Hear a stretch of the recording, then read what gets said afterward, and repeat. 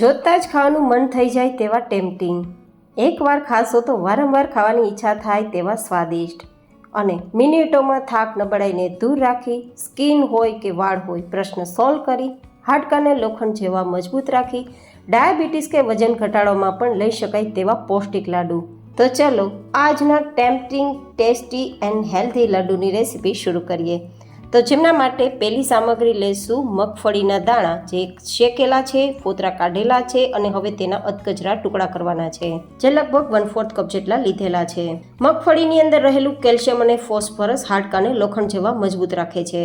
સાથે તેની અંદર રહેલું વિટામિન B3 માનસિક સ્વાસ્થ્યને સ્વસ્થ રાખી યાદશક્તિમાં પણ વધારો કરે છે. સાથે તેની અંદર રહેલું પ્રોટીન અને ફાઇબર વજનને તો કંટ્રોલમાં રાખે છે, પણ શુગરને પણ કંટ્રોલમાં રાખે છે અને બેડ કોલેસ્ટ્રોલને દૂર કરી હૃદય રોગથી પણ બચાવે છે. તો હવે તેના આ રીતે અધકચરા ટુકડા થઈ ગયા છે. વધારે ફાઇન પાવડર નથી કરવાનો, આટલા જ ટુકડા કરવાના છે. તો મેં વેલણથી કર્યા છે. હવે બીજી હેલ્ધી સામગ્રી લેશું 1 કિલોગ્રામ જેટલો ખજૂર, જે ફાઇબરથી ભરપૂર હોય છે અને આપણા પૂરા સ્વાસ્થ્ય માટે ખૂબ લાભ કરતા છે. જેના અંદરથી બીજ કાઢી આ રીતે ટુકડા તૈયાર કરી લેવાના છે. તેની અંદર રહેલું સુક્રોઝ, ફ્રુક્ટોઝ અને ગ્લુકોઝ ઉર્જાનો સોર્સ છે. પાચનને બેસ્ટ રાખે છે, કબજિયાત જેવી બીમારીને દૂર રાખે છે, કેલ્શિયમ હોવાના કારણે હાડકાને પણ હેલ્ધી રાખે છે અને સાથે સાથે આંખ અને હૃદયને પણ ખૂબ જ લાભ આપે છે. તો ડાયાબિટીસમાં ખજૂર કઈ રીતે લઈ શકાય તે આપણે આગળ જોશું.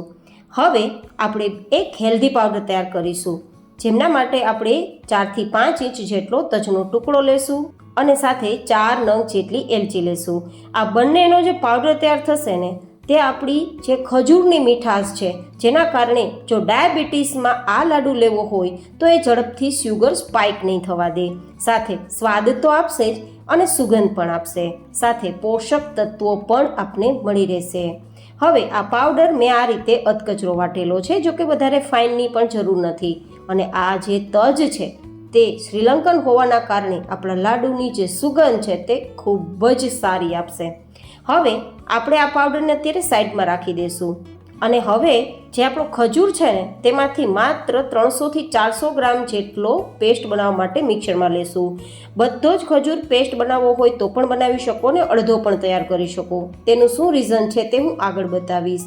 તો આ રીતે આપણે ખજૂરની પેસ્ટ છે તે તૈયાર કરી લેશું.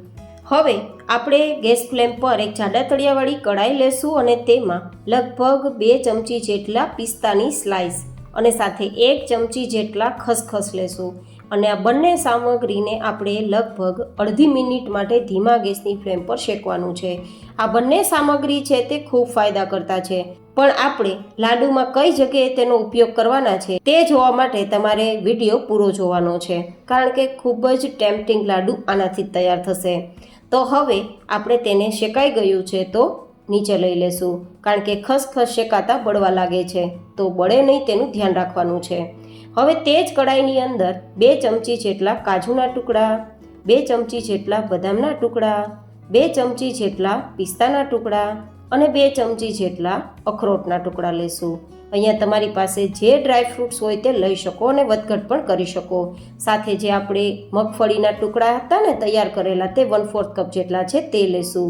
1 ચમચી જેટલા પમ્પકિન સીડ્સ, 1 ચમચી જેટલા મગજતરીના બીજ અને 1 ચમચી જેટલા સૂર્યમુખીના બીજ, સાથે 4 ચમચી જેટલા સફેદ તલ.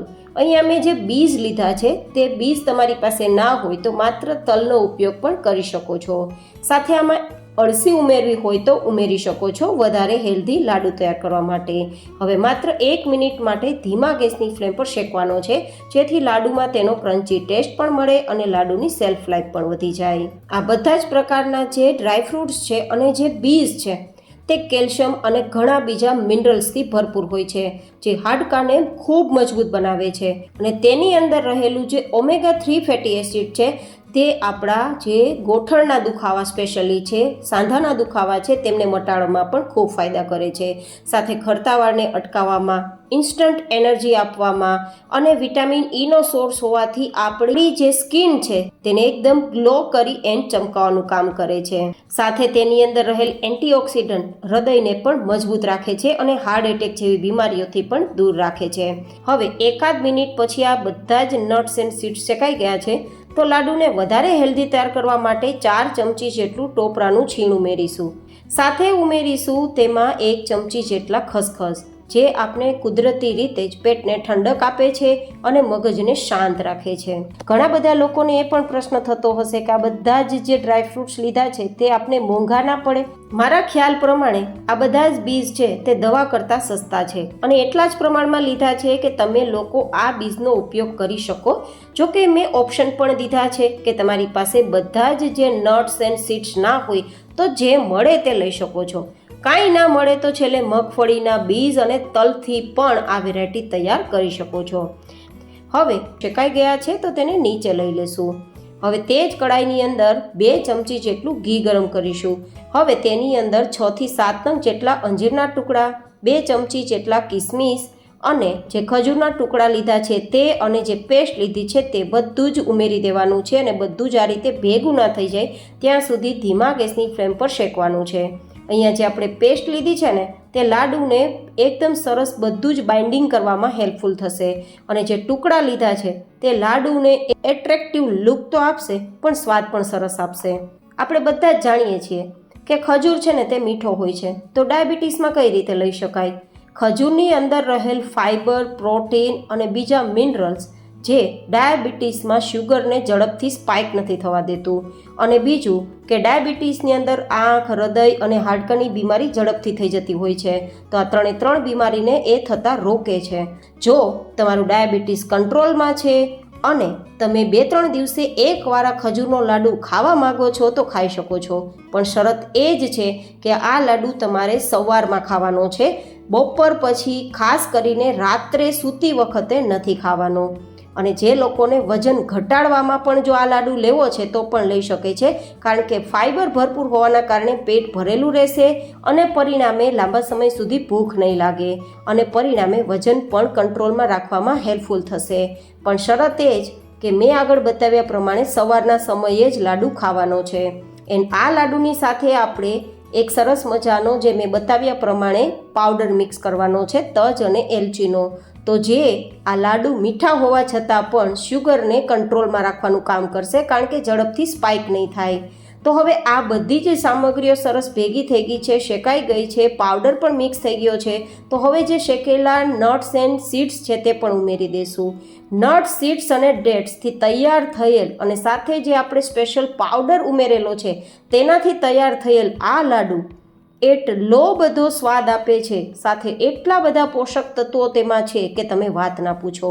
ઇન્સ્ટન્ટ એનર્જી માટે, કારણ કે ફ્રુક્ટોઝ, સુક્રોઝ અને ગ્લુકોઝ 3 ભરપૂર હોય છે ખજૂરની અંદર, તો તમને 2 જ મિનિટની અંદર થાક નબળાઈને દૂર રાખી અને ફટાફટ શક્તિ આપવાનું કામ કરશે. તો હવે આ બધી જ સામગ્રી ભેગી થઈ ગઈ છે તો તેને નીચે લઈ લેશું અને મનપસંદ ચોઈસના લાડુ તૈયાર કરશું. તમે ટુકડા પણ કરી શકો છો. હવે આપણે જે પિસ્તા અને ખસખસને સૌથી પહેલાં શેક્યા હતા ને તે એટલા જ માટે શેક્યા હતા કે લાડુમાં આ રીતે કોટ કરી શકીએ. જો કે આ કરવું ટોટલી ઓપ્શનલ છે, પણ એક સારા લુક માટે મેં કરેલું છે અને એટલા માટે શેક્યું છે કે લાડુની સેલ્ફ લાઈફ વધી જાય એન્ડ સ્વાદ પણ સરસ આવે. હવે આ રીતે લાડુ તૈયાર થઈ ગયો છે. પેપર કપ હોય તો એરેન્જ કરી શકો છો અને આ લાડુને તમે બહાર રાખીને 2 મહિના સુધી ખાઈ શકો છો અને ફ્રીઝમાં રાખીને 6 મહિના સુધી ખાઈ શકો છો.